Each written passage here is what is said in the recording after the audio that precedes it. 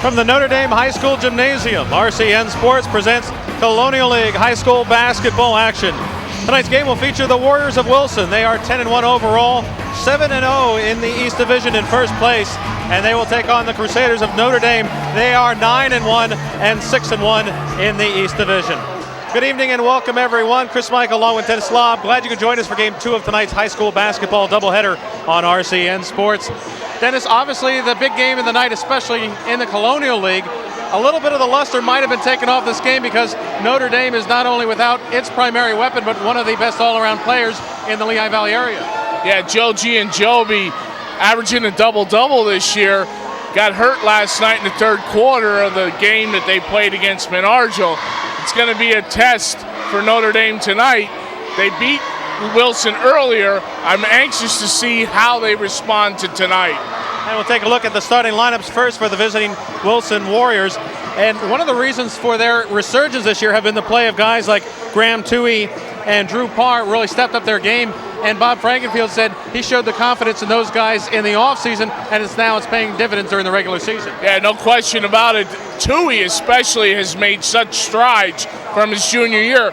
Both of those guys were named captain in the summer, and they've really stepped their game up, and they know that they have to be the scorers for this team.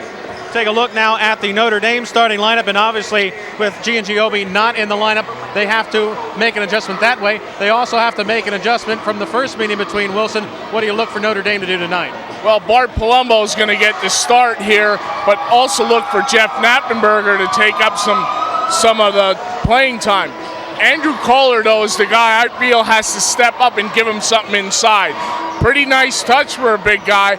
Can he bang with the Wilson inside strength? First place is on the line in the East Division. Arguably the best team in the Colonial League will win tonight's game tonight. We shall see. The opening tip is straight ahead right here on RCN Sports.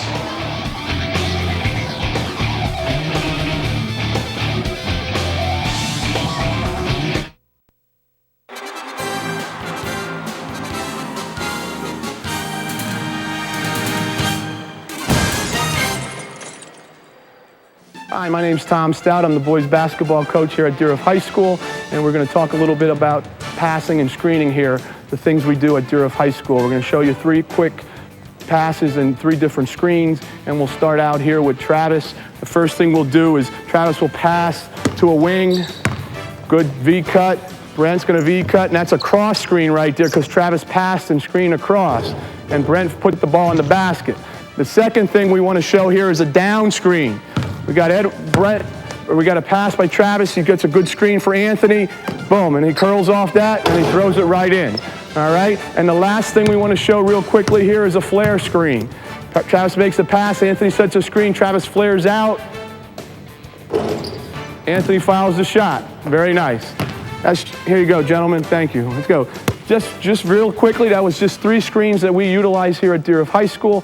And again, our players have to read the defense to make sure they know what kind of screen they're gonna come off of. They're gonna flare, they're gonna be a down screen, or it's gonna be a curl. So again, good passing, good footwork, good screening leads to good things here in our program. Thank you.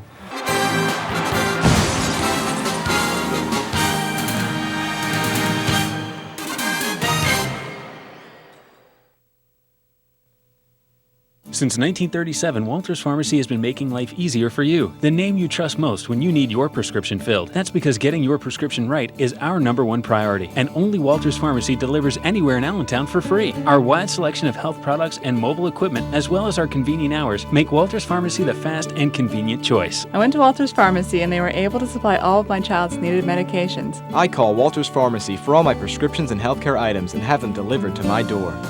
Walters Pharmacy in Allentown. Let's go get Yakult. You know it's always been the best. Let's go get Yakult for quality that beats the rest. They got cheesesteaks, French fries. The famous Yakult hot dog is known worldwide. Let's go get Yakult. The secret sauce is one of a kind. Yakult's, an Allentown tradition. These days I leave my car at home. I ride the bus, the smart choice. Atlanta Metro is the comfortable, fast, clean, and low-cost way to make your way around the valley. Atlanta Metro, the smart choice. Welcome back to Notre Dame. Chris Michael and Dennis Lobb, moments away from tip-off between Notre Dame and Wilson. The Warriors with just a one-game lead over the Crusaders in the East Division in the Colonial League. Both teams with the top records in the Colonial League. Now the starting lineups first for the Wilson Warriors.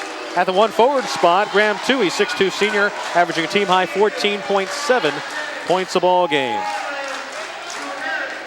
In the backcourt, number 12 is Connor Kuhara, 5'10" senior guard, averaging 3.9 a ball game. Tops on the team with 67 assists. He's joined in the backcourt by number 20, Drew Carr, 5'9" senior guard, averaging an 11.8 at a ball game. That's second on the team. Number 33 is Justin Berger, 6'2" junior forward, averaging 3.8, leads the team in steals. And in the middle tonight for Wilson, A.J. Davidson, 6'4" senior, averaging 3.6 a ball game. He gets the start. Bob Frankenfield in his 28th season as head coach, 371 wins, 339 losses. And now for the hosting Warriors. First out is number 4, Andrew Mitzat, 6' senior guard, averaging 4.9 a ball game. Also leads the team in steals with 19. Number 10 is Bart Palumbo getting the start for Giangiobi, a 6'2" senior forward. He's averaging 3.9 a ball game. Next out is number 30, Andrew Kohler, 6'5" junior forward. He's averaging 7.9 a ball game. Number 32 is Max Hughes, 6'1" senior guard. He's averaging 14.2 a ball game, which is third in the Colonial League in scoring. And Nick Piazza will be getting the start, 6'2" senior forward, a late change by Pat Boyle. He's averaging 4.3 points a ball game. Pat Boyle in his 13th season as head coach, 239 wins and 104 losses.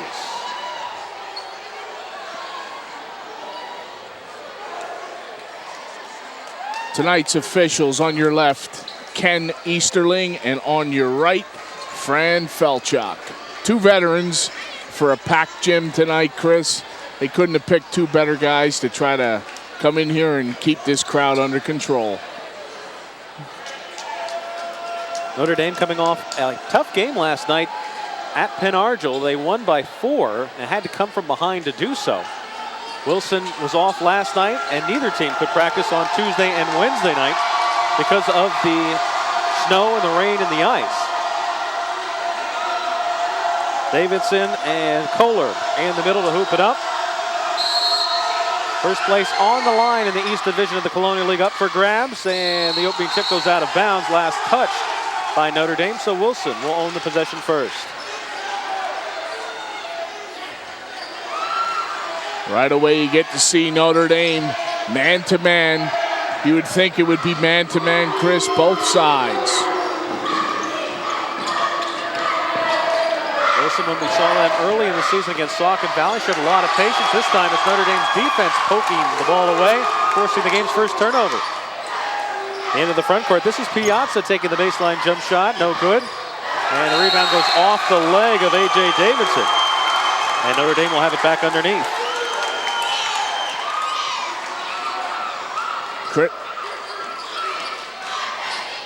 We get a look at the turnover here. And quickly Notre Dame goes in transition.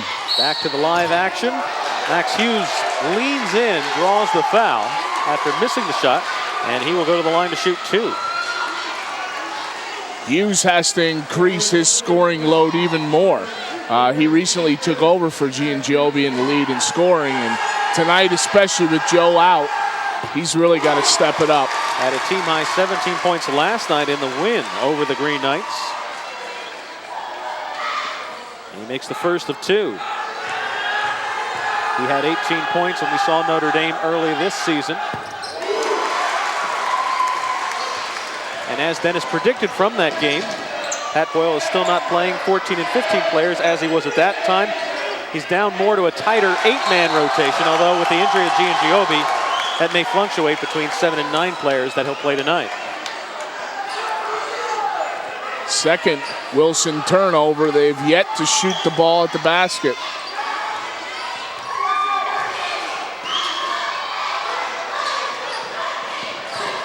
Notre Dame also has picked up their three-point shooting ability of late. Their top three-point shooter is Dave Salerno, who is not starting tonight. He leads the team with 16 threes. Max Hughes second with 10. This is Hughes driving through the lane. Tough shot. Partially blocked on the way up.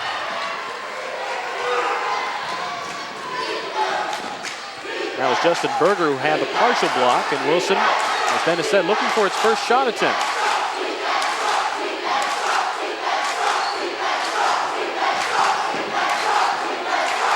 Tui has really worked hard in the offseason on his shooting to become the team's top scorer.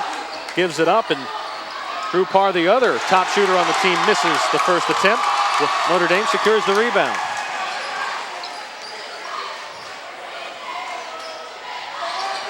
Get a look at the matchup up in this end. Nice driving baseline layup by Andrew Mitzak. First field goal of the ball game. Kuharich really giving Hughes a rough time defensively. It's a good matchup to watch. Kuharich is a guy that Bob Frankenfield has relied on the last couple seasons for his defensive prowess. Ball goes out of bounds, last touch by the Crusaders, and Wilson will have it underneath their own basket.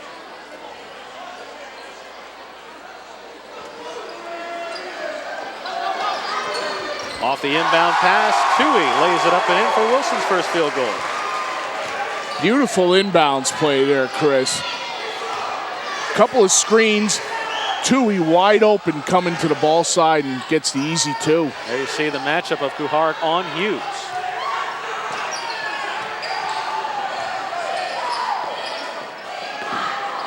An open look for Kohler. And Notre Dame will get the ball back.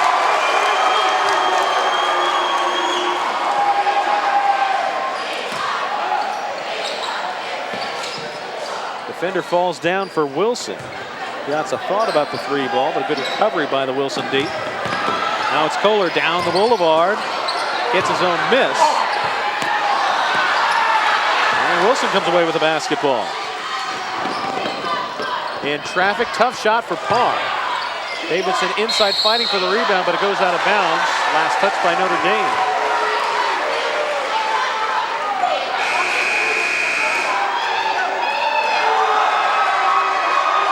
Leo Davidson off the bench, 6'5" junior forward, averaging 5.5 a ball game, the team's leading rebounder, who is not in the starting lineup tonight. Gets the inbound pass, posting up against Palumbo, gets the basket to go, and will go to the line for one. Leo just checks in.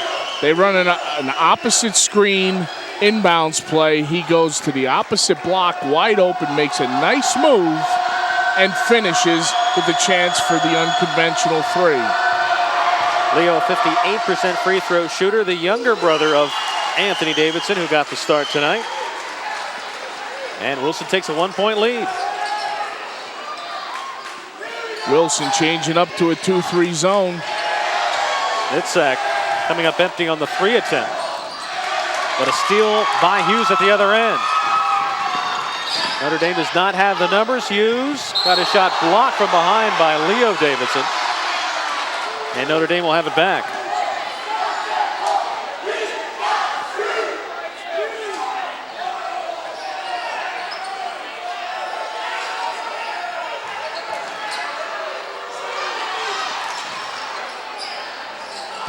Hughes off a broken play, misses the three ball. Now it's Kohler for three, off the mark. Kuharich the rebound. In traffic, layup is good, and the foul. Graham Tui will get a chance to try to complete the old-fashioned three-point play. Get a look at a little transition basketball. Kuharich ahead to Tui, under control, finishes. And a line change for Pat Boyle. Blair Rossetto, 5'10" junior guard, averaging 3.8 checks in. David Salerno, 6' junior guard, averaging 6.5 into the ball game. And also Jeff Knappenberger, 6'2" senior center. Dennis talked about will be seeing extended playing time with the injury to Giangiobi, averaging 2.1 checks in. All alone, Salerno. No good. The rebound by Kawan Scott, making his first appearance for the Warriors. A 6'3 sophomore, averaging 2.4.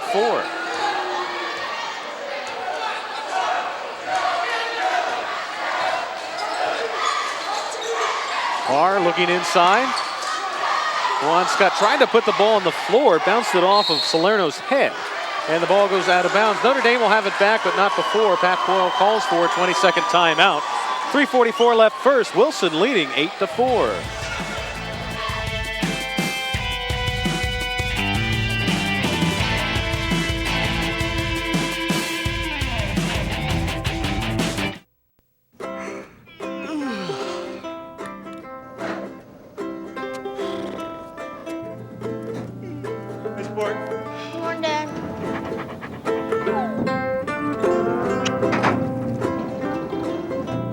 Since the Overhead Door Company makes the original overhead door, the people who install and service them take them pretty seriously.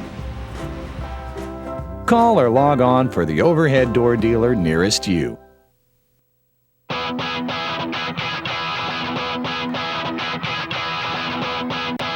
Ladies and gentlemen, the Beatles!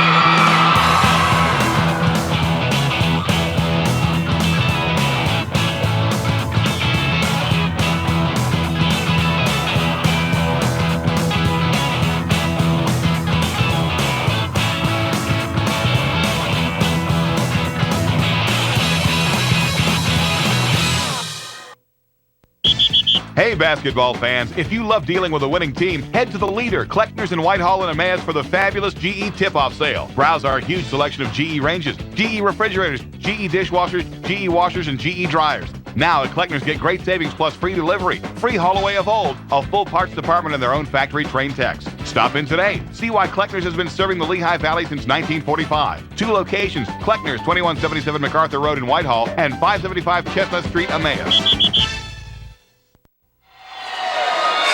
Notre Dame jumped out to the early 4-0 lead, but since then, Wilson on an 8-0 run before the Notre Dame timeout. 3:44 left to play in the opening period. And obviously, without Giangiobi in the lineup, Wilson a heavy size advantage in the paint. Right now, they're playing with both Davidsons, Leo and AJ. And a reach-around foul on Leo. That's his first, and that is usually one of the areas that Bob Frankenfield has to worry about with Leo is his propensity to get into foul trouble. Yeah, and that foul, Chris, wasn't the kind of foul that Bob Frankenfield wants him committing. He doesn't mind going down and contesting a shot once in a while when you're fouling 25 feet away from the basket. That's Anthony Davidson with a block on a three-point attempt by Hughes.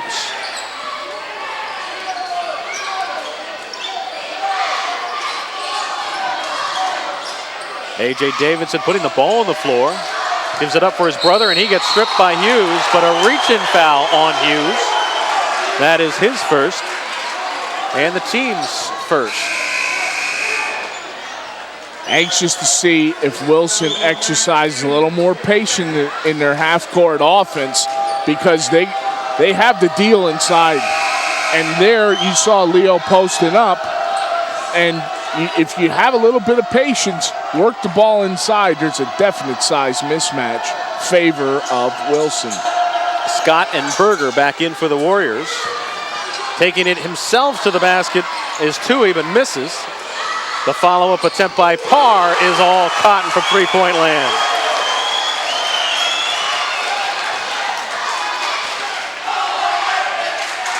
Trying to answer back is David Salerno at the other end with Notre Dame's first triple. Kawan Scott loses the handle. Kuharic recovers, open for three. And a push on Davidson inside, and he quickly picks up his second foul. And Brendan Monahan quickly off the Wilson bench, 6'1" junior forward, averaging 2 a ball game. And he will probably get Leo.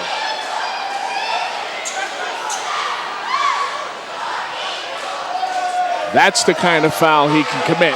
The aggressiveness going to the offensive boards, I could take it, but the other one was a bad foul. Open is Midsack for a moment. Nice little give and go down low, and Kohler plowed in, but not establishing himself apparently was Monahan. He will draw the foul.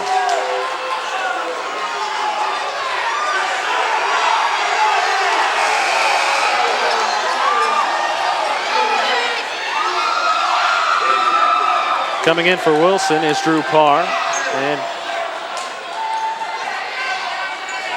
off the inbound pass, another partially blocked layup attempt by Kohler. 3 blocks by Wilson so far here in the first quarter. They're contesting everything inside, and without Giangiobi, they don't really have that post inside presence. Another Scott turnover.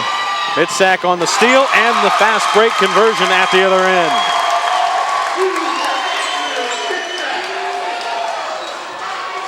Midsack now with 4, Notre Dame back within 2.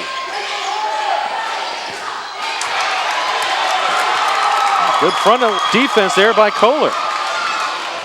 Notre Dame with a chance to tie the game up, and they do. Blair Rossetto, his first field goal, had 12 the other night against Penn Argyle.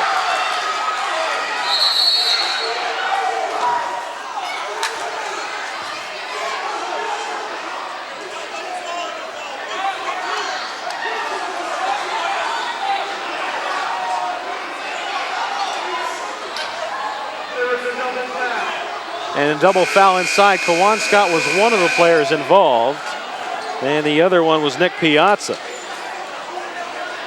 Again, wholesale changes by Wilson as A.J. Davidson comes back in, along with Chris Robinson, his first action, a 6-foot senior averaging 2. And Pat Cole also making his first appearance, 5'10 junior, averaging 3 a ball game. The rebound locked up by Andrew Kohler.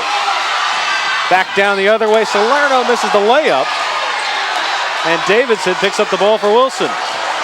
Davidson without the numbers. Nice pass though through the lane, and we have a foul on the floor. Chris Robinson the victim.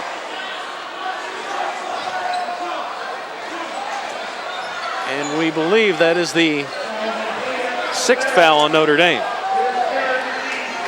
To tell you, to be certain, we need x-ray vision because there's about 50 fans right in front of the scoreboard. As Dana said, a jam-packed crowd. 3-ball attempt, no good by McColl. The follow is up and in by Chris Robinson.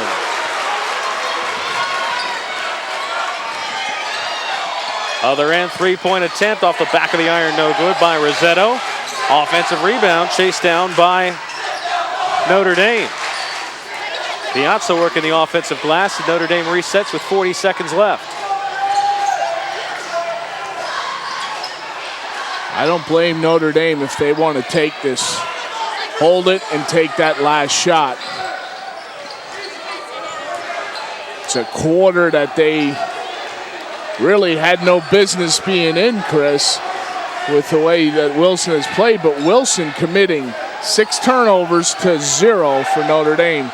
That's the difference so far. Wilson was on an 11-3 run midway through that quarter. Notre Dame storming back here in the closing minutes. Wilson forces the turnover. They're playing beat the clock for 3. No good. Nice effort there by Parr. Not sure why he was trying to draw the foul and beat the clock at the same time, but Wilson does end the first quarter with an 11-13 advantage. A couple threes in the opening quarter, keeping this game tight.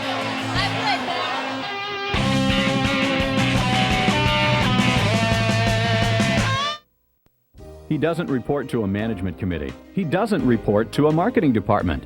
He reports to Mary Johnson's arthritis, to Sally Wickstrom's upset stomach, and to Greg Porter's poison oak. He's your family prescription center pharmacist. He lives and works right here in town, so that means he reports to you. Call Family Prescription Center today at 866-0709. Taking the time to care, Family Prescription Center. Mark Mulchaney and Power Realty's sole mission is unprecedented real estate service. With an undying commitment to quality, Mark Mulchaney provides you professionalism, outstanding service, wealth of knowledge, experience, and reliability.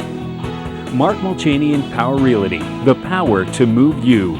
610-433-6600 or on the web at powerrealtyhomes.com. Put some color in your world with a new floor from Mohawk Color Center. We've earned our name by bringing style and beauty to some of the finest homes in the world, something Mohawk has been doing for over a century. For the greatest selection of carpet, hardwood, laminate, and even ceramic tile, from a name you can trust, Mohawk Color Center, flooring made simple. Visit R&J Carpet Connection, 922 North 3rd Street in Whitehall. A back and first quarter for both teams with the up-tempo style. Both teams can play the up-tempo style.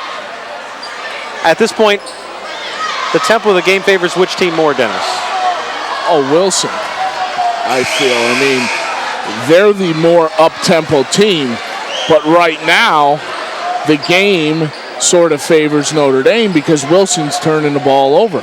They're trying to go too fast and do too much. If it's a more controlled situation, yes, I could see it. But man for man right now, Wilson has the better 5. Wilson averaged 38% from the floor in the first quarter, 36% for the Crusaders. Notre Dame commits its first turnover here in the second quarter. Wilson misses at the other end. Mid-sack,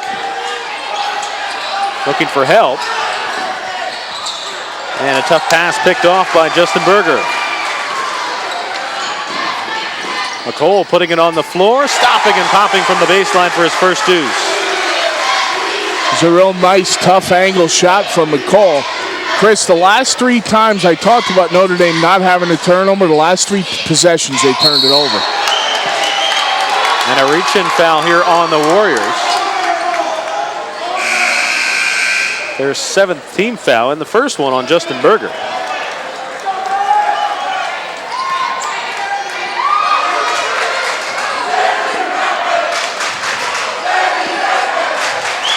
Notre Dame on the floor with Kohler and Hughes, Salerno, Palumbo.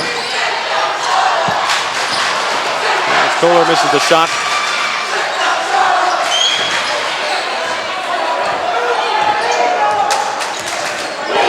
Tell you, J.D. Berger, he does get his share of rebounds, Chris. Midsack, the 5th player on the floor for Notre Dame. This is Drew Parr through the lane. That shot was tipped by Hughes. The follow-up by Davidson is good. Excellent board and finish by A.J. Davidson. Quick release that time by Notre Dame, but an altered shot as Davidson came out with that long wingspan, and Notre Dame commits the turnover at the other end.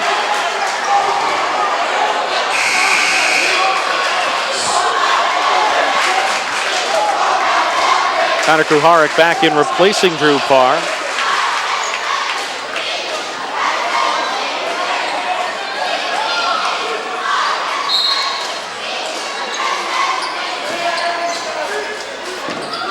Ball's tipped away by Midsack.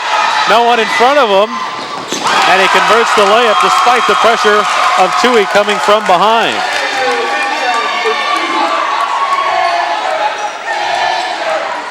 First 2 inbounds plays by Wilson. They got easy buckets. This time, Midsack makes a great steal and finish.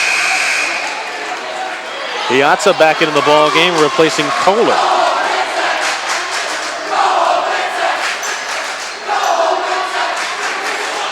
Tui will inbound. He's the team's top scorer for Wilson. Andrew Midsack now 3 of 4 from the floor for 6 points.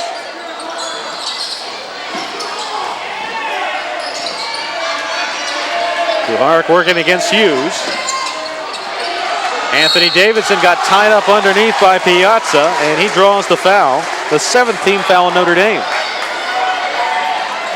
Piazza looking a little bewildered, but he definitely got A.J. Davidson on the arm. Good call by Fran Felchuk. We get a look at the penetration by Kuharek, and here he's on the arm. So we're going to call that every time. So A.J. Davidson gets the line for 2. Anthony 67% from the free throw line this year. Wilson as a team 61%.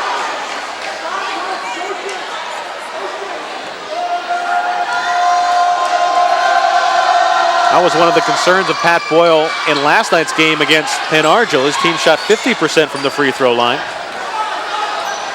Also, he said his team gambled a little bit more than he would have liked, taking some unnecessary chances with the basketball, especially early on.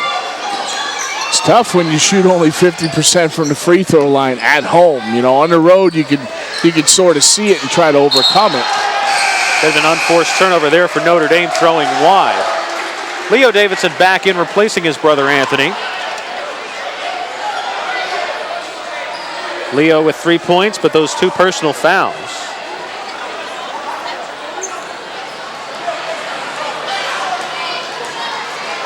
It was a low-scoring ball game the first time these two teams squared up. We'll probably not see that at the night's conclusion. Off the miss, the follow was blocked. Berger ended up on the floor. No foul called. Tipped at the other end by Notre Dame doesn't count, but a foul is called. And Notre Dame will go to the line.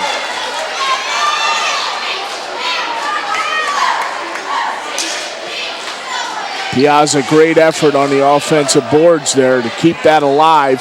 Played a little volleyball, and he got the foul call, and he's going to the line for 2. It looked like they indicated 4-4 on the foul, but Anthony Davidson's on the bench. One would assume they meant his brother Leo or Pat McColl. Yeah, I think they were calling number 4, Pat McColl.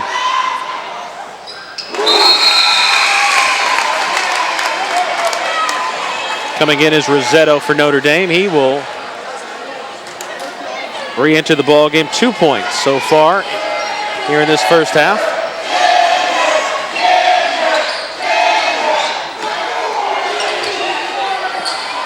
Tough shot inside for Davidson, but he gets the roll. He now has 5. Good decision when he gets his mind there and he goes strong. He's a force in this Colonial League.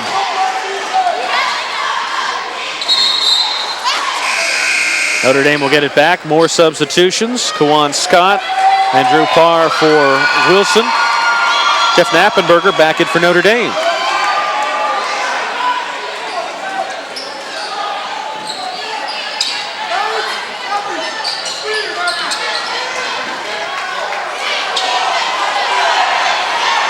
You see Notre Dame trying to establish their inside game, but once they stop the dribble, they are really in tough shape with both Davidson's and Scott just able to shut all doors and windows down in the paint.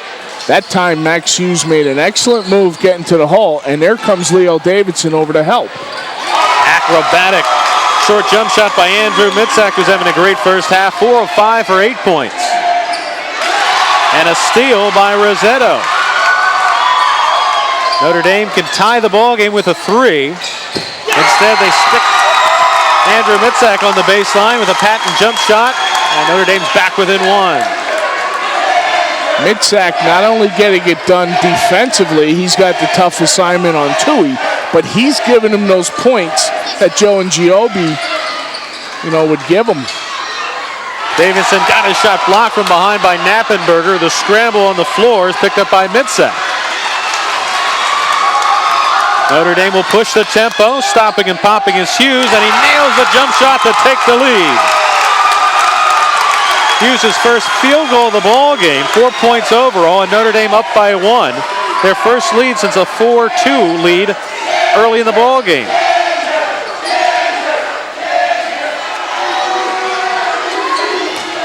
Davidson puts it on the floor a couple times, gets stripped by Mitzak. Mitzak leads the team in steals. He's done nothing to hurt that statistical category here in the first half of this ball game. Mitzak open, he's hot. Just his second miss tonight.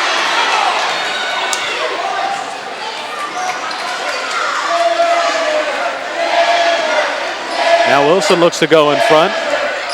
2:40 left before intermission.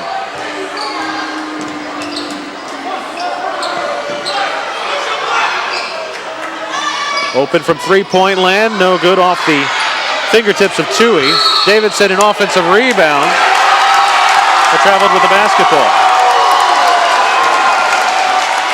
Well, they're going to get him for an offensive foul. And he will go to the bench, his third personal. Get a look at the rebound here and watch his left arm. There it was. He just gave Jeff Knappenberger a good swat. The ref was right on top of it. Got him for his important third first half foul. Chris Robinson checks in for Wilson. So they still have Davidson and Kawan Scott, two players that are at 6'4" on the floor, and Scott makes the interception. Now McColl sets up the Wilson offense, working against Salerno.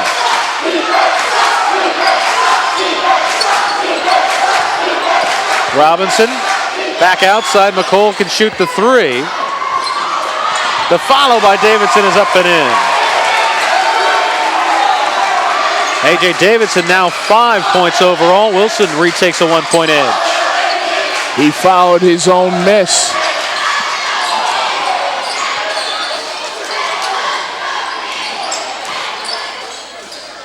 Mid-sack, dropped the pivot foot. And another Notre Dame turnover. Only their sixth turnover of the half. So Birdie, 6'1" senior guard, seeing his first action for Notre Dame, averaging 2 a ball game.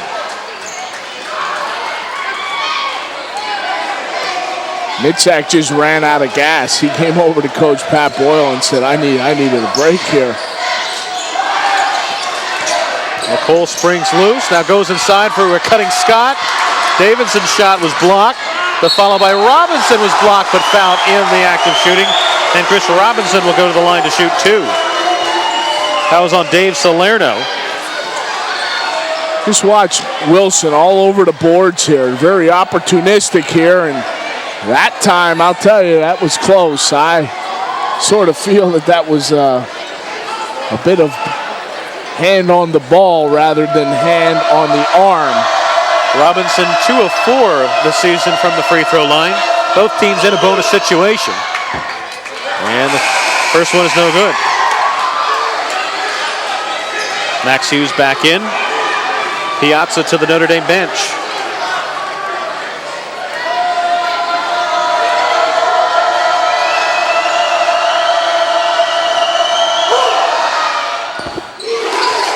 Robinson makes 1 of 2. And Notre Dame loses the ball out of bounds. Some backcourt pressure by the Wilson defense will get him the basketball. Yeah, you called that right. A 1-2-1-1 full court press after the made foul shot. The quick turnover on Notre Dame. And quickly, Andrew Mitzak back into the ball game, replacing Hughes. The catch and shoot from Parr, no good. Good position inside that time by Andrew Kohler.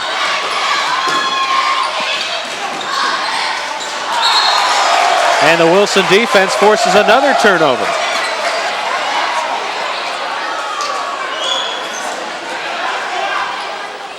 Yeah, they had time on their side. They were only down 2 with 50 seconds. They could have took their time, but Birdie gets caught and commits the turnover. And that line that Pat Boyle told us before the game keeps coming back in my mind, taking some unnecessary chances, especially against this pressure in the latter stages of the first half. Notre Dame quickly back down the other way. Salerno looks for an open view, but Davidson gets the rebound. And we'll see if Wilson plays for the final shot here with 15 seconds left.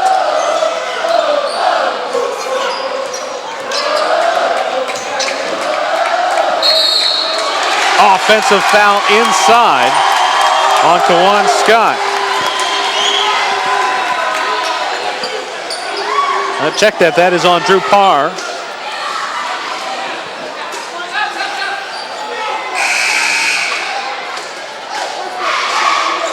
Tui back in, replacing Pat McColl for the final 5.7.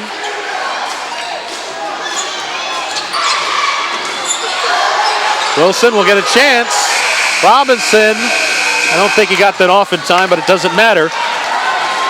It's been a brothers Davidson pacing Wilson as they do have the 2-point lead at the intermission. First half numbers and highlights all straight ahead.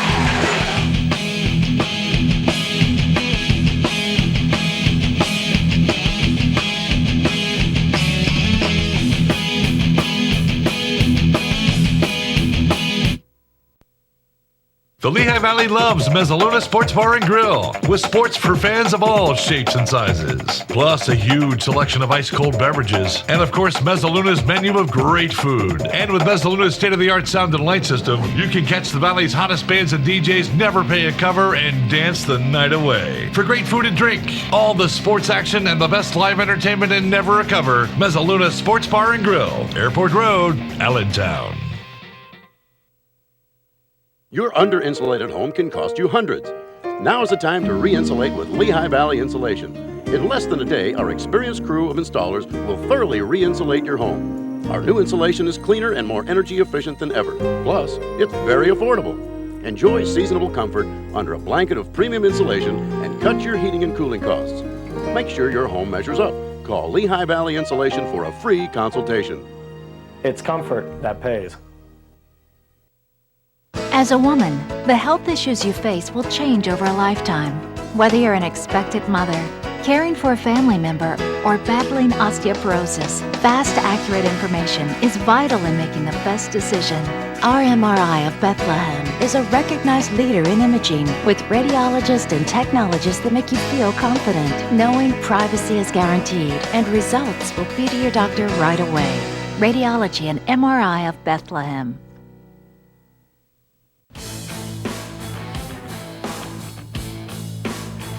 Thanks to RCN, you're connected to the Lafayette Sports Network. Hello, I'm Peter Aquino, CEO and President of RCN. I want to thank you for choosing RCN as your provider for cable, phone, and internet service. This is RCN TV, serving the greater Lehigh Valley and Delaware Valley area. Welcome back to Notre Dame High School. Chris Michael and Dennis Law. Dennis was just about to show me how he would level elbows on the opposition during his playing days. But before we get to that, we'll look at the first half. And really a first half, it was a well-played first half. Not a perfect first half, but both teams with opportunities to try to put a run together. And as a result, we have a 2-point game at the midway point. Yeah, it's like a tale of two quarters, basically, where Wilson had the upper hand mostly in the first quarter. Notre Dame, you can never count them out. They're going to make their runs. And they made their runs in the first quarter, and then they had a good run in the second quarter. Really good balance when you look at all the statistics. The only one that kind of jumps out at you as a decided advantage, of course, is the rebounding, which we mentioned at the outset. Wilson does have that height advantage, especially without Joe Giangiobi in the Notre Dame lineup tonight. Yeah, it's definitely absent in the rebound category, Chris. The scoring, not so much, because Mitzak is, really picking it up there.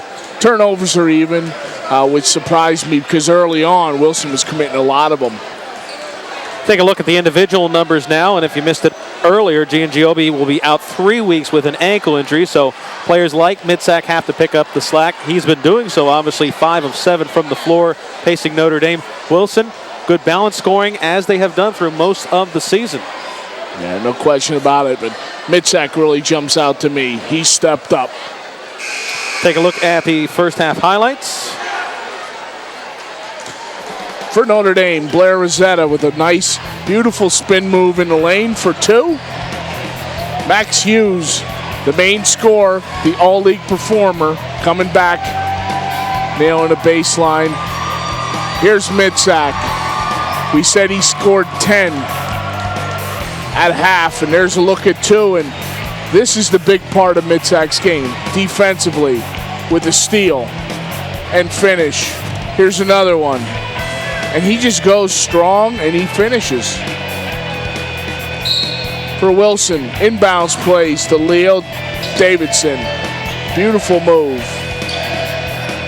And the halftime show brought to you by Overhead Door Company. Start of the second half, Connor Kuhark with the basketball. Joined by Berger, Tui, Davidson, and Drew Parr.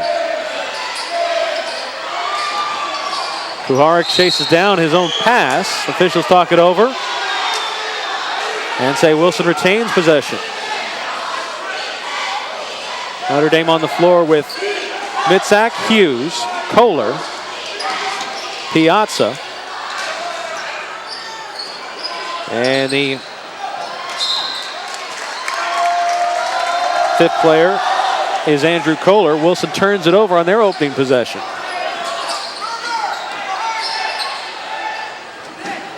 Palumbo was the fifth player to start the second half. He got the start in place of Giangiovi. Mitzak with a friendly roll. He now leads all scorers with 12. They broke that pressure in the front court, and that got them the easier basket in the back court.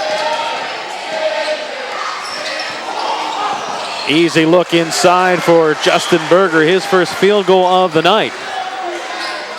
And Wilson goes up by a pair. And a traveling violation called in the backcourt by Max Hughes. Once again, solid defense in the backcourt by the Warriors. At Boyle, they're arguing for a jump ball call, did not get it. And Wilson looking to extend their lead. They led by as much as 7 in the first half. Notre Dame led by 4, their largest lead.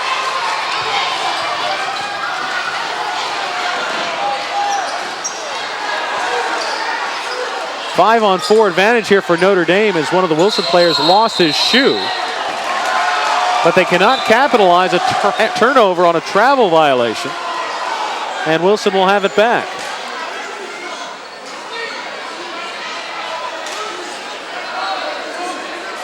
Moment for Drew Parr to relace the shoelaces up. And we're ready to go.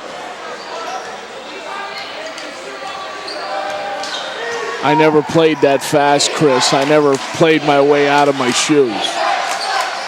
You played other players out of their shoes, though. Yeah, there's no question about that. Approaching the 6-minute mark.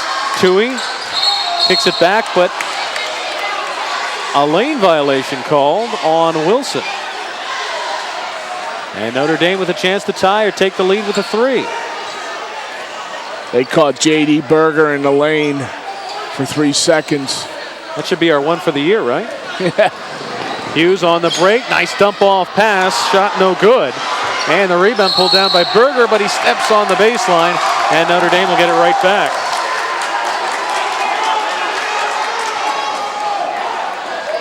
Get a look at Berger's rebound, and he just put the ball on the line. Off the inbound, Palumbo. And Berger secures the rebound. Key element for Wilson, Chris. Justin J.D. Berger. He does the little things, important things, getting those rebounds. Wilson had a 20-13 advantage in that second quarter. Since then, it's been a 10-5 run for Notre Dame, and now both teams have kind of been stuck at this point for the last moment or so. Shot blocked. Kuharek chasing after his own miss along with Davidson.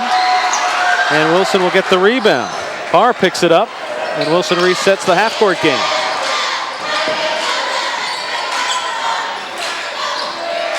Parr, who had 14 points against the Green Knights, who was Notre Dame's opponent last night, and fouled in the act of shooting.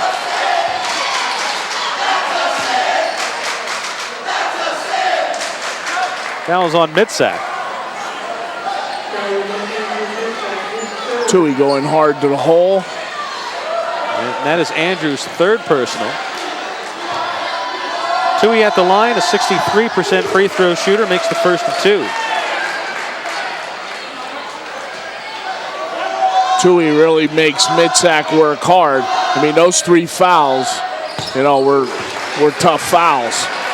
Tui 9th in the Colonial League in scoring, drains both free throws, and Wilson up by 4.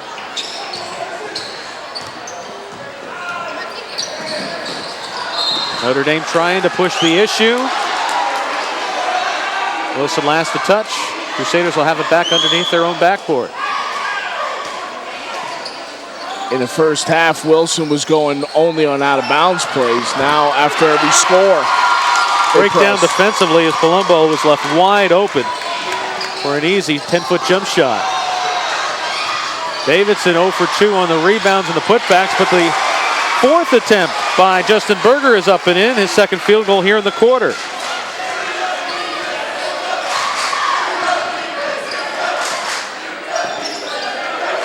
Mitzak in the corner. That is a very tight corner down there. I saw it at one point tonight. Three-pointer from the outside. Hughes misses. And Notre Dame last to touch. Wilson will have it back. Substitution for Pat Boyle will be Blair Rossetto checking in at 2 points in the first half.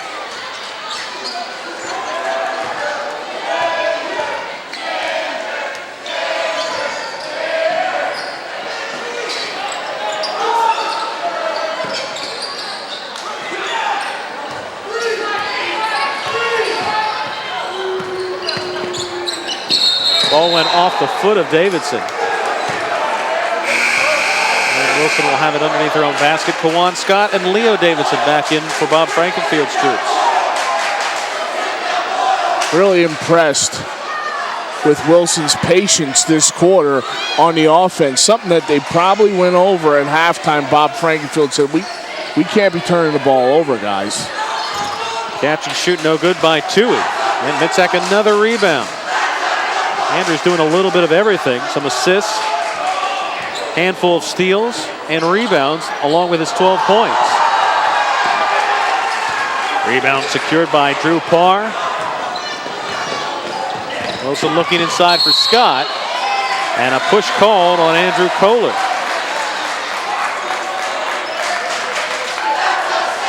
They got Kohler from behind. Scott was posting him up on the block. Parr comes up in nice transition, tries to get it into Scott, and Kohler fouls him. Appenberger checks in for Notre Dame. McCole in for Wilson. That's an excellent outside shooter. He's had some trouble from the three-point arc, however, this year, just 4 of 17. Outside jump shot's no good. Hughes trying to take it the other way, coast to coast, and can't convert.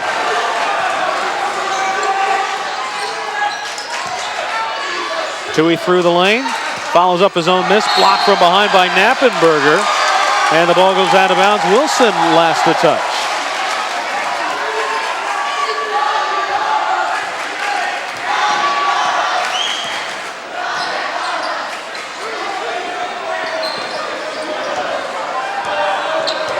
Hughes picked up by McCole. Long three-point attempt by Salerno's off the mark. The follow is up and in by Kohler. Count the basket, and he'll go to the line. Andrew Kohler, his first field goal tonight. Came in averaging 8 points a ball game. Gonna look at the missed shot, and here's the foul on Leo Davidson. Andrew Kohler, opportunistic, grabs a loose ball and goes right back up and gets fouled. Brendan Monahan seeing his first action here in the second half for Wilson. And Andrew Mitzak quickly off the Notre Dame bench. Checks back in for Knappenberger. Kohler 65% from the free throw line this season.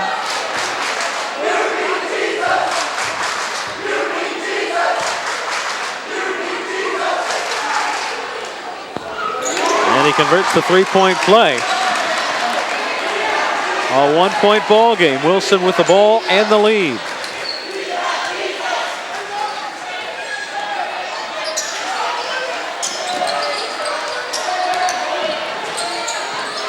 That's for two. Buried by Drew Parr, his second field goal of the ball game. Beautiful set play run that time. Parr coming all the way through the lane off screens. Oh, how about the passing by Notre Dame around the horn, finished by Andrew Mitzak. Unselfish basketball. Beautiful pass from Kohler to his teammate Mitzak for the easy two. Mitzak now with 14. Good look inside for Monahan, who can't finish. Mitzak, another rebound. And the Crusaders a chance to take the lead. Hughes through traffic. Gets tied up with Monahan. Jump ball is the call. And on the possession arrow, Notre Dame will get it back.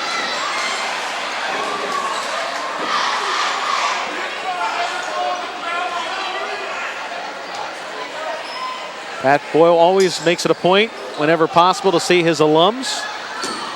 Saw Don Kaiser in the area recently playing for Eastern University. Salerno misses the short layup. Monahan the rebound.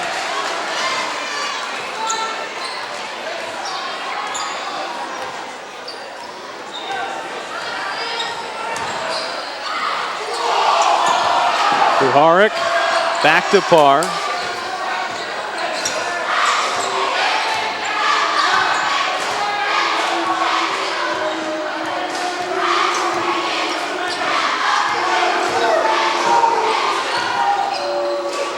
Back to Kuharic. Under 1 minute left in the third quarter. Kawan Scott with a hand in his face. He'll go to the line to shoot. Again, credit Wilson with his patience that they're having on offense. They really are waiting to get the shot that they want. Warriors came in averaging just under 53 points a ball game.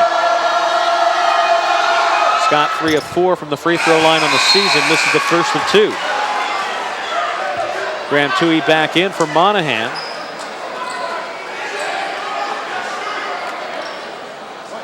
Mentioned Wilson did not play last night.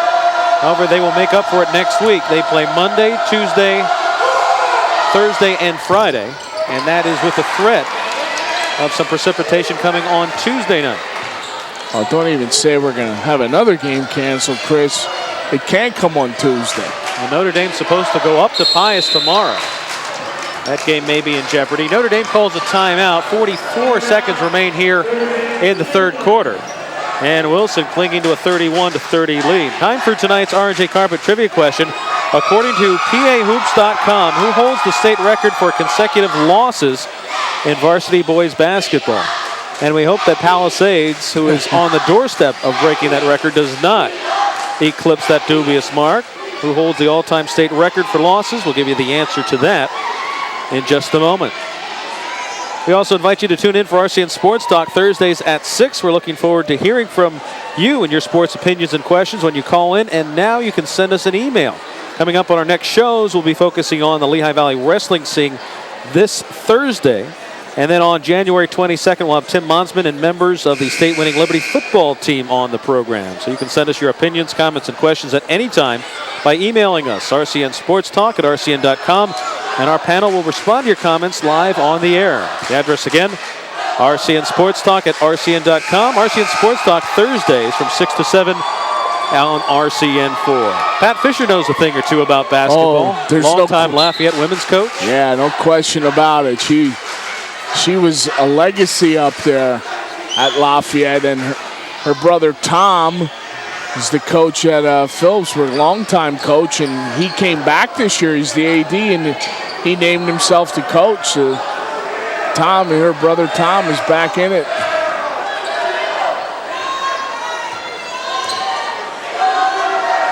Notre Dame playing for one, and a chance to go into the fourth quarter with the lead.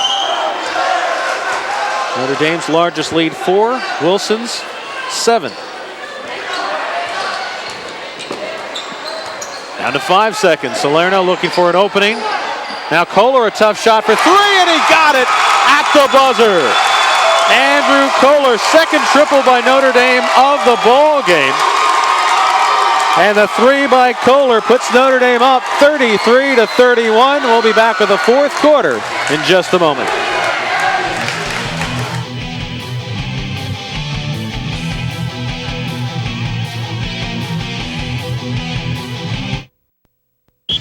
Hey, basketball fans, if you love dealing with a winning team, head to the leader, Kleckner's in Whitehall and Emmaus for the fabulous GE tip-off sale. Browse our huge selection of GE ranges, GE refrigerators, GE dishwashers, GE washers, and GE dryers. Now at Kleckner's, get great savings plus free delivery, free haul away of old, a full parts department, and their own factory-trained techs. Stop in today. See why Kleckner's has been serving the Lehigh Valley since 1945. 2 locations, Kleckner's, 2177 MacArthur Road in Whitehall and 575 Chestnut Street, Emmaus.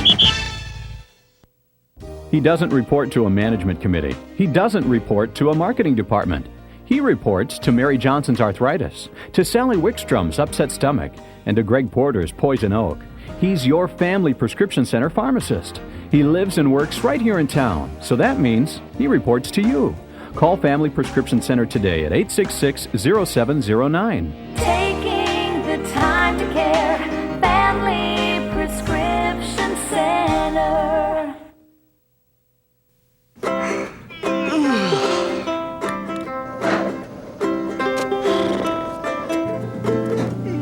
Good sport. Come on, Dad.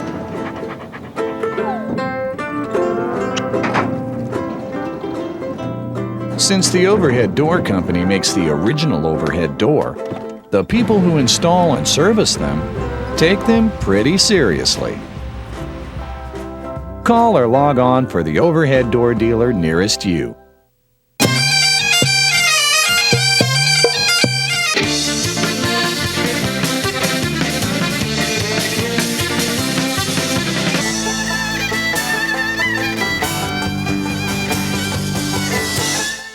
Thanks to RCN, you're connected to all these great Celtic Cultural Alliance events like the Celtic Classic and the Winter Classic. This is RCN TV, serving the greater Lehigh Valley and Delaware Valley areas. Welcome back to Notre Dame, along with Dennis Lobb, Chris Michael, the first place position in the East Division of the Colonial League on the line. And you know, before the game, Bob Frankenfield, who always gives us some great observations, made an interesting one about the way Notre Dame can finish a quarter, Dennis, as we see A.J. Davidson going inside for 2 to tie this ball game right back up at 33. Yeah, it was so ironic how he said that the last time they played, how Notre Dame always seemed to control the ball at the end of the quarter and nail a big shot. And here it comes back. Something he talked about, it comes back to haunt him here in the third. Kohler, who hit that clutch 3 at the buzzer, gives the ball up to Rossetto, who checks back in for Notre Dame. And now Salerno with a basketball, steps up, the three-point shot is no good. Notre Dame able to save the basketball. That's Hughes in traffic off the hands of Davidson, and Notre Dame will get it right back.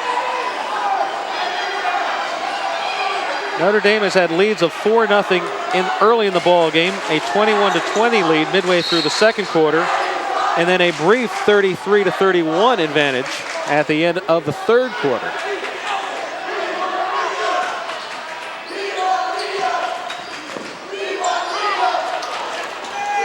Hughes climbs the ladder. Tough shot for Kohler in traffic, and Berger the rebound. Berger on the fly, got stripped from behind by Salerno as he crashes into the bleachers.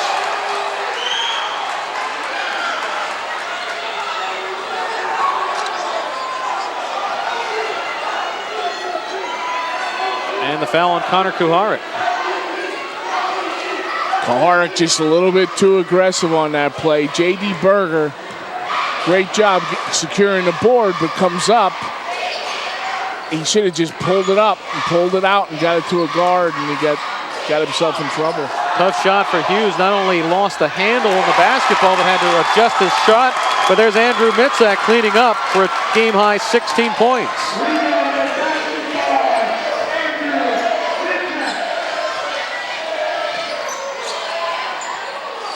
Chris Robinson on for Wilson. There's another gamble on defense by Notre Dame, and it does not pay off as Graham Toohey makes him pay. Toohey now at 9 points. Hey, he talked about the gamble. It's just a split second, and Toohey makes him pay. Another tough shot for Hughes in traffic. Kuharek the rebound. Stolen by Hughes.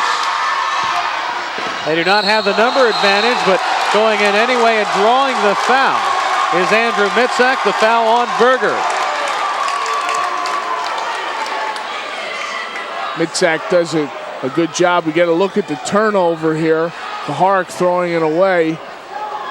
And watch Mitzak, puts it on his, takes it right to him, gets him committed, and goes and draws the contact. Mitzak 67% from the free throw line. That has to make you feel good as a head coach when you know you're missing a key player. And obviously the pressure is on a guy like Mitzak to step up, and he delivers in a big ball game for you. Hey, he does. I mean, it means a lot to Andrew. He was on that football team that struggled all year long, and, you know, he worked really hard, you know, here in the basketball court, and you know, it's paying some dividends for him, and the team's having some success. Wilson puts Leo Davidson in, and Pat Boyle quickly counters with Jeff Knappenberger. They've really got some minutes out of Jeff Knappenberger, quality minutes. He's a physical threat and presence in there. Good effort by Toohey, who narrowly avoids the scorer's table, but Notre Dame will have it back with a 1-point lead.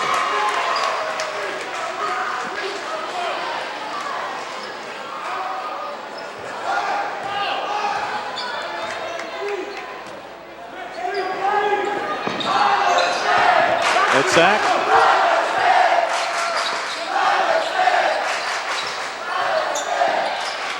Itzhak 8 of 11 shooting here in this ball game. Gives it up for Salerno.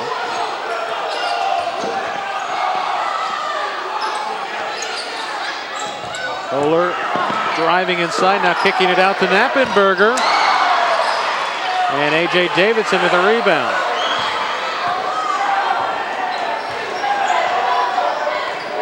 And now Wilson looking to retake the lead, but not before coming over and talking to head coach Bob Frankenfield. 5:03 remaining in this ball game. Notre Dame leads 36-35. Time to answer the R&J Carpet trivia question of the night. According to PAHoops.com, who holds the state record for consecutive losses in varsity boys basketball? Dennis, you'd like to make a guess? I'm stumped. I'm definitely stumped on this one. Mifflinburg with 88 straight losses from December of 1972 to December of 1976. Mifflinburg. Any idea where they're around? No idea. Pennsylvania. Thanks. Hopefully they're in the western part of the state. I apologize to any viewers that I would offend by saying where's Mifflinburg. They're watching us on the RCN satellite. I wasn't good at geography. I don't know. I've never heard of Mifflinburg. By the way, really enjoyable article by Bruce Brody. Always enjoy reading his articles, but considering there haven't been games the last 48 hours, he came up with a column jam-packed with information. Enjoyed reading that today. And Bruce is here in attendance. We'll have a complete game recap on tonight's Wilson-Notre Dame game. Davidson muscling his way inside. Wilson another look. Nope, stolen away by Hughes. Working against Parr. Now Salerno. And Max Hughes finishes from the outside. He now has 6 points. And Notre Dame leads by 3. Their largest lead since opening up the ball game with a 4-0 run. Wilson quickly answering back at the other end. Graham Toohey now in double figures. Toohey is steady. He's the steady force on that team. I mean, things were going a little awry for him, and you know who gets the shot and who takes the shot for Graham Toohey. Hughes somehow got open. He was double teamed and put it on the floor. A couple bakes and shakes with the basketball and the hips, and he got an open look. How ironic is it where these two guys, the last 3 shots were by both of them. Here's McColl in the paint. Shot was blocked by Mitzak. And now Parr from the outside buries the three-pointer, his second of the ball game. And we are knotted at 40 apiece with 3 minutes, 36 seconds remaining in this ball game. Max Hughes, you figured, was going to draw the attention of Bob Frankenfield and his defense tonight. A team-high 14.3 points coming in, 17 points last night stepping up in the first game that Notre Dame had to be without the services of Joe Giangiobi. But he had been held to 4 points until those back-to-back field goals in the last couple seconds. Yeah, in prime time, no, Chris, prime time players step up, and Hughes is Notre Dame's primetime player, you know, especially without Joe Giangiobi. But on the other side, we talked about Graham Toohey and Drew Parr, and they've made the last 2 baskets for Wilson. Hughes also leads Notre Dame in assists, 4.8 a ball game, Dennis. From the corner, Mitzak for the offensive putback. He's done a little bit of everything tonight. Offensive rebounds, defensive rebounds, steals, assists, blocks, and now 19 points and 9 of 12 shooting from the floor. Wilson leads by 2 and a timeout called on the floor. Just a great all-around effort from Mitzak, not only with his scoring and his boards. I mean, defensively, he has a tough assignment guarding Tui. You know, and you look at Wilson, Connor Kuharek has held Max Hughes for, you know, over 20 minutes, and you can only keep these guys down for so long. Wilson came into this ball game perfect in the Colonial League, 7-0 atop the East Division of the Colonial League. Notre Dame 1 game behind at 6-1.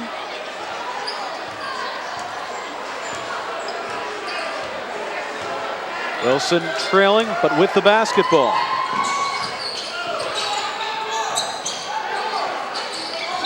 And McCole throws wide, looking for Tui. Davidson, and Parr, the other members on the floor for Wilson. Notre Dame with Kohler, Hughes, Rossetto now on, joining Salerno and Mitzak.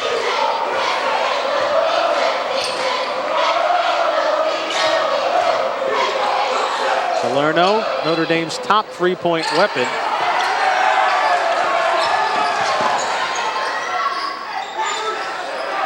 And now Hughes as we approach 2.5 left to play. Notre Dame is running an offense, folks, but they are not going to take any shot from the outside in this offense. It's just like a pass and go through. They'll pass and screen.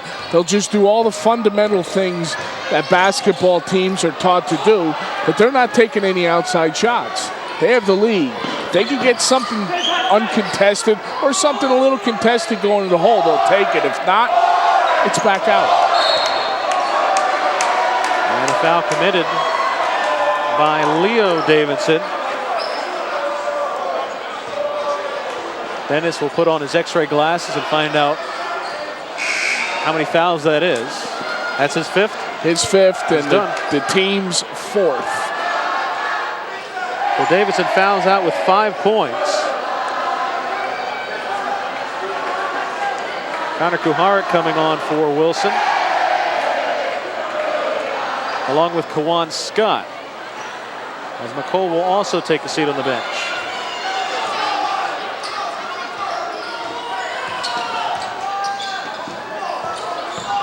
Hughes.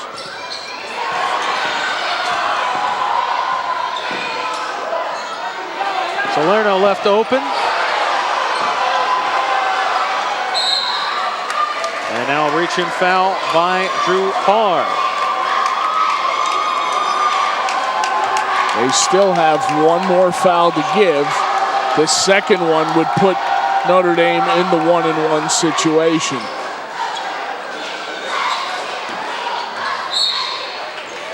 And there is that one more committed by Tui. The trouble is, who do you foul? Because Notre Dame has their smaller lineup in there. All 5 of those guys I would trust, Chris, if I were coaching Notre Dame's squad, to go up to the foul line. The interesting thing about this team this year, Notre Dame normally a team that shoots very well from the free throw line. All of their guards are shooting 67% or below. The only one shooting over that mark is their center, Gian Giobbi, who's out for 3 weeks. Another foul committed by Wilson. That will send Notre Dame through to the line for the remaining 98 seconds. And Salerno is 2 for 4 from the free throw line this year to shoot the 1-and-1.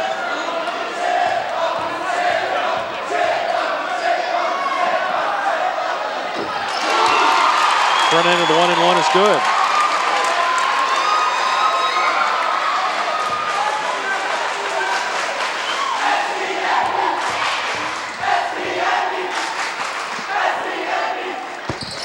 Second one is good. Notre Dame up by 4. This ties their largest lead of the night.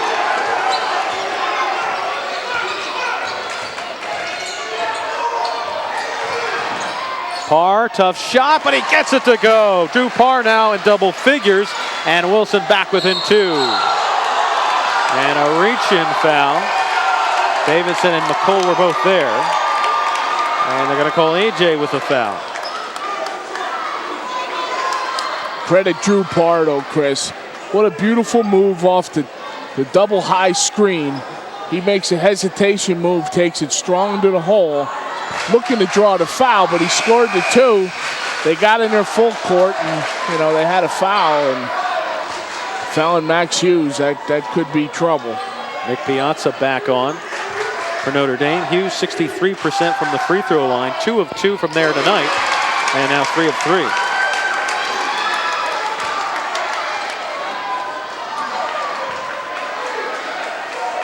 Notre Dame with a non-conference game tomorrow, weather permitting.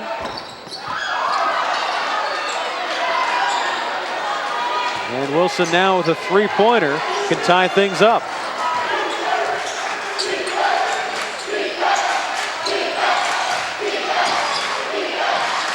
Here's the 3 ball from Tui. Davidson traveled with the basketball. And he's probably a little lucky he didn't get teed up there as he slammed the basketball down and quickly tried to procure it as best he could after doing so. Get a look at the nice shot, and I thought that baby was going. Davidson releases the ball, but then comes down with it, and they call him for the walk. Final 60 seconds of the ball game. Notre Dame with a 3-point lead and the basketball. And a traveling violation called on Max Hughes, who got tripped up by Davidson. Inadvertent contact, according to the officials, and Wilson will have the basketball. 49.7 seconds remain. Get a look at this, and I don't see any, what do you say there?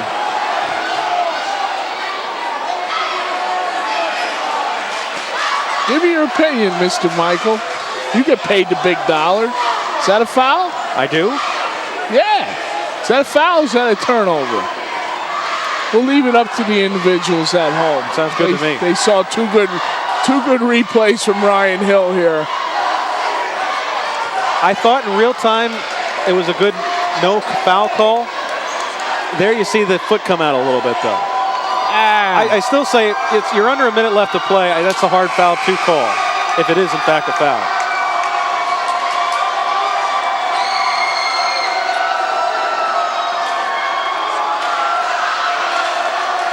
But nonetheless, Wilson will have the basketball. Scott, Tui, Parr, Davidson, and McCole are on the floor.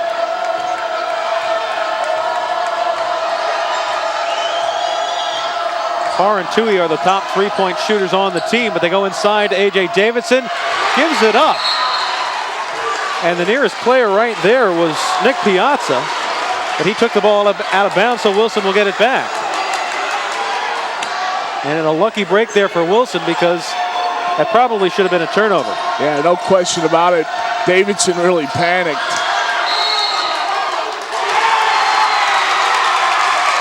Tui goes down, ball goes out of bounds. Again, no foul call. Officials remain consistent, letting them play, and Notre Dame will get the ball out of bounds with some full court pressure facing them.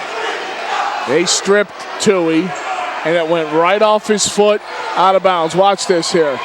Right off his foot. Kuharic checks in for McCole for his defense. Ball's tipped and grabbed by Kuharic. Wilson needs a 3 to tie. Here it comes. No good. Davidson the rebound and a reach and foul call.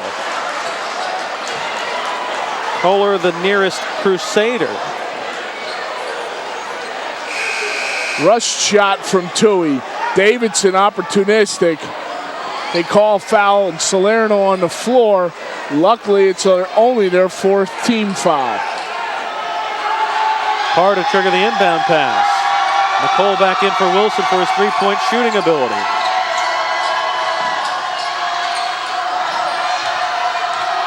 .20 seconds left. Parr matched up with Hughes.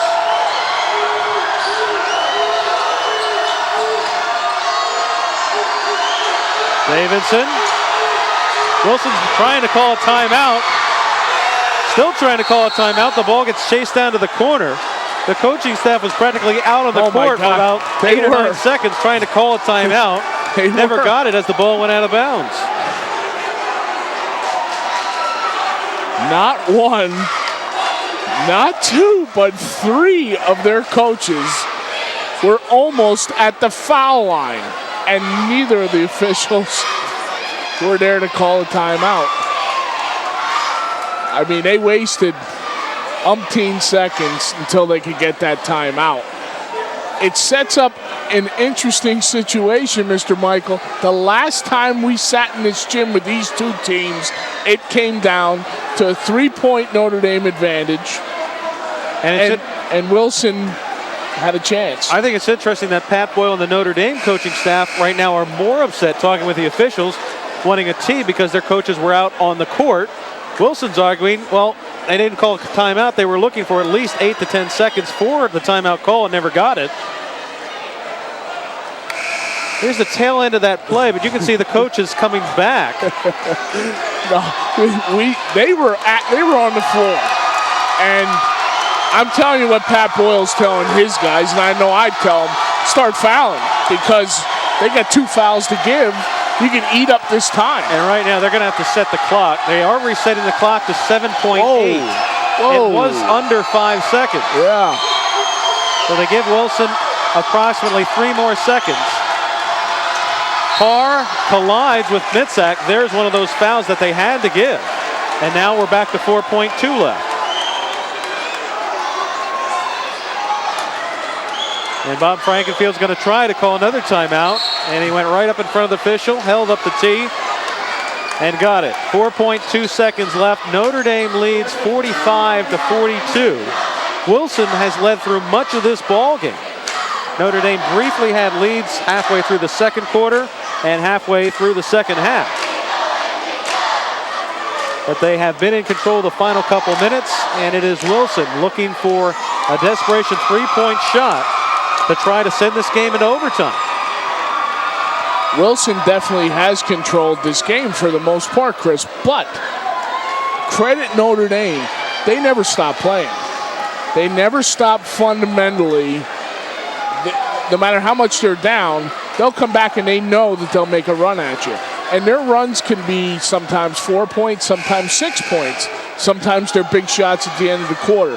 They've done all those things tonight that's made them, be in this position with a 3-point lead. Brendan Monahan checks in for Wilson. Notre Dame will call a timeout.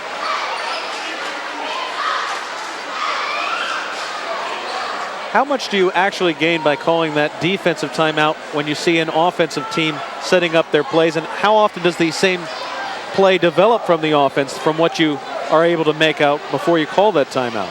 I'm glad you asked that question, because I agree with you for one time. I really don't think it's necessary, because you only have a minute.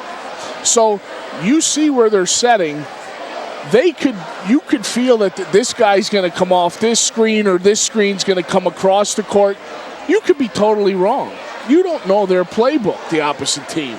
By getting that set up, I mean, I don't see the real advantage, but they had the timeout to give, and I'm sure that Pat wanted to reiterate, we're going to foul one more time, but we're not going to foul anybody shooting.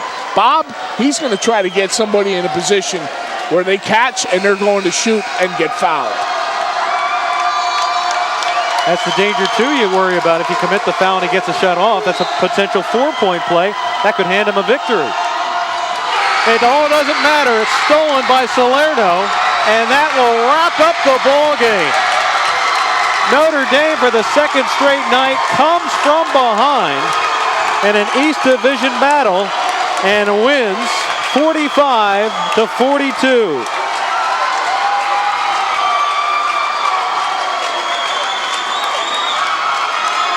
They trailed last night to Penn Argyl in the second half. Had to come from behind to win by 4 tonight. Leading by no more than 4 points up until the final couple moments. Walk away with a 3-point victory over the previously undefeated Wilson Warriors in the Colonial League. Our Yakos player of the game, Andrew Mitzak, the senior with 19 points tonight. And as we said, and he truly did do a little bit of everything on the floor. Yeah, offensively, he gave them things off his defense, whether it be stealing the ball, whether it was holding Tui down, Wilson's leading scorer. He just provided some great senior leadership, and he stepped up to the call when Pat Boyle needed somebody to step up in Joe Gianjobi's absence. Andrew Mitzak with 19 points, also the Lehigh Valley Insulation leading scorer for tonight's game. The leading scorer for Wilson, Graham Tui. Now a look at second half highlights brought to you by Power Realty. Actually, they sponsored our second half. We thank them for a very exciting second half of action in which Notre Dame had to overcome a 2-point deficit at halftime to take a 45-42 victory.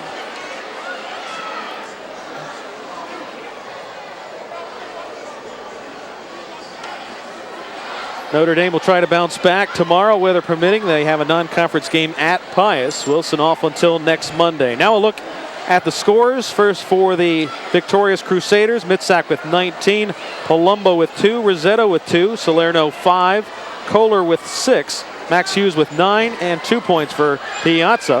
For Wilson, Graham Tui, their top scorer with 11. Drew Parr had 10, Pat McColl 2, Chris Robinson 3. 4 points for Justin Berger, 5 for Leo Davidson, and 5 for Anthony Davidson. Our wrestling match tomorrow featuring Easton and Upper Perkiomen has been postponed until Monday. Next Tuesday, our live game with Gary and Dick will have Central taking on Liberty. Dennis and I will have Allen and Easton. Wednesday, more Easton wrestling taking on Northampton. Thursday night is Sports Talk at 6 o'clock, and then Friday, Becca Whitehall in Northampton Central. The lineup coming up on RCN. We hope you enjoyed tonight's ball game. Notre Dame now 7-1 in the league, 10-1 overall. Wilson falls to 10-2 overall and 7-1, and tied for the league in the East Division. For Dennis Laub, our director Chris Popick, and the RCN Sports crew, I'm Chris Michael. Good night, God bless, and thanks for tuning in to RCN Sports.